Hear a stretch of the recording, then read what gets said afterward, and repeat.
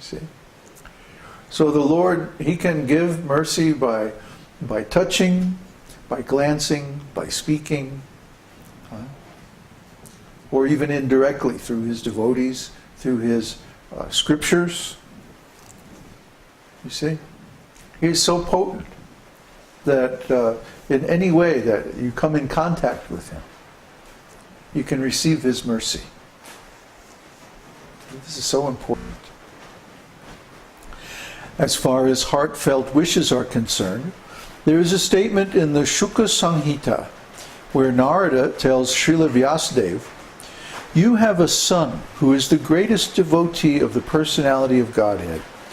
And I can observe that without any following of the regulative principles of devotional service, he is already enriched with many of the symptoms achieved by the execution of devotional service after many, many births." As for ecstatic love of Krishna, there is a statement in the 7th canto, 4th chapter, verse 36 of Śrīmad-Bhāgavatam, in which Narada addresses King Yudhishthira, "My dear king, it is very difficult to describe the character of Prahlad. He developed a natural attraction for Krishna, and whatever I can explain about his character will simply be an arrangement of words. His actual character is impossible to describe." This means that Narada himself admitted that the natural development of Prahlad's ecstatic love was by the grace of Lord Krishna. This natural attraction for Krishna on the part of Prahlad was developed simply by the mercy of Narada. When Prahlad Maharaj was within the womb of his mother, she was being sympathetically instructed by Narada about the science of devotional service. And at the same time, Narada was wishing that the child within the womb could also take advantage of the instructions.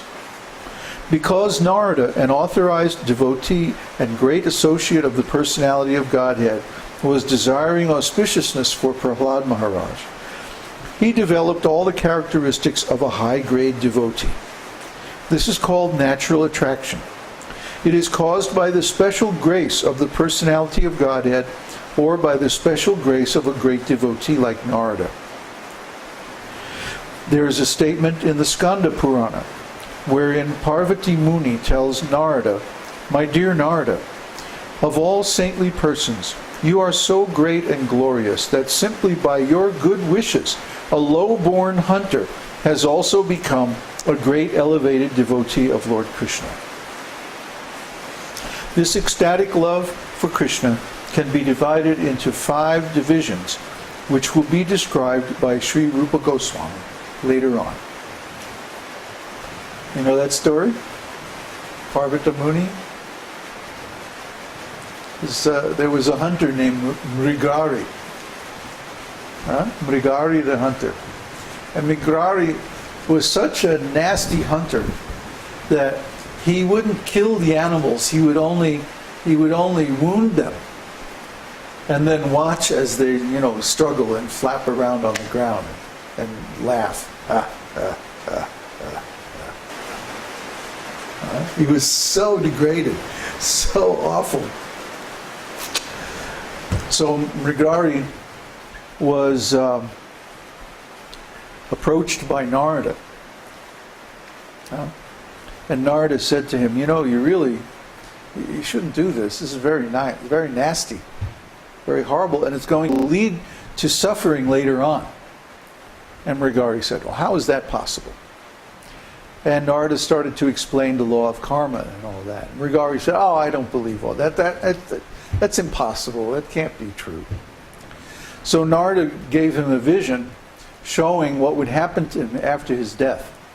That he would go into the court of Yamaraj, and all the animals that he killed or half killed would be there, and they would all testify against him, and they would all jump on him and begin biting his flesh and stuff like this.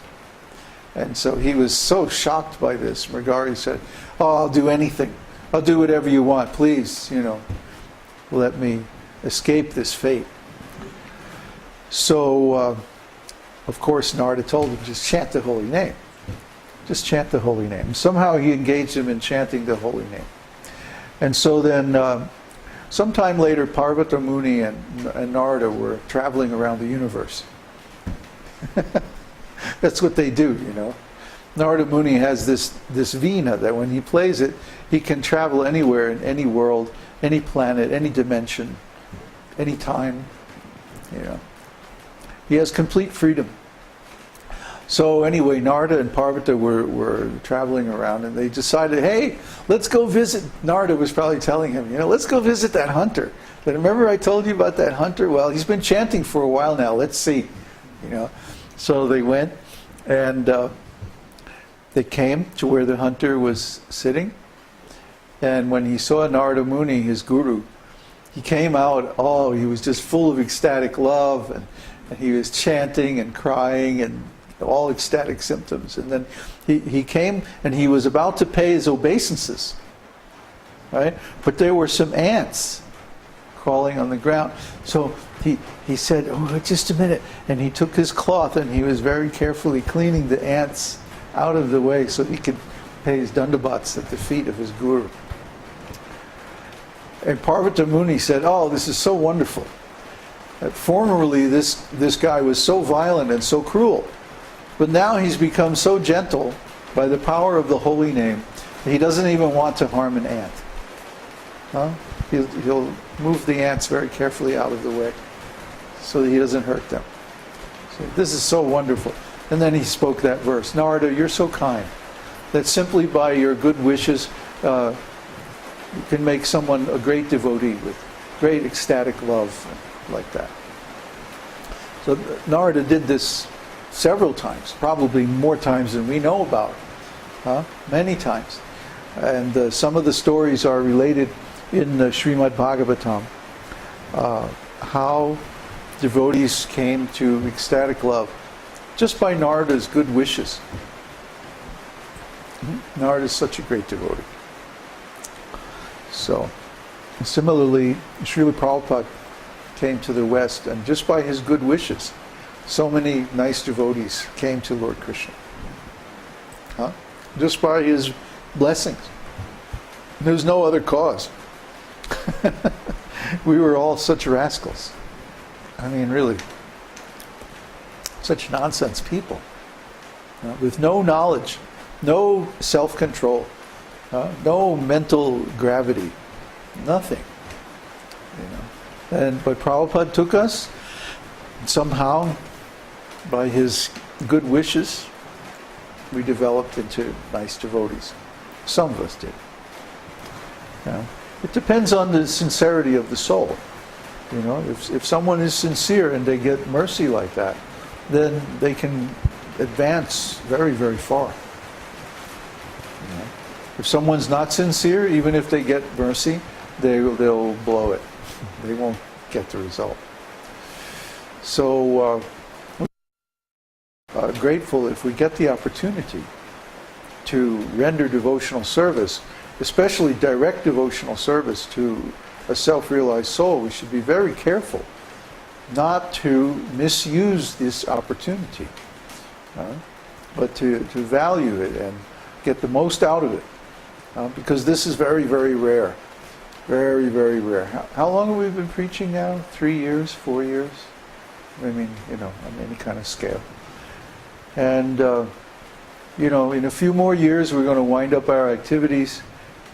Things are going to get so crazy that it's going to be very hard to preach, especially the way we're preaching now. So out of maybe a life of 70 years or something like that, I will be preaching a total of less than 10 years. Publicly available. I may still be available to my close disciples, but not publicly available. I can see that time coming.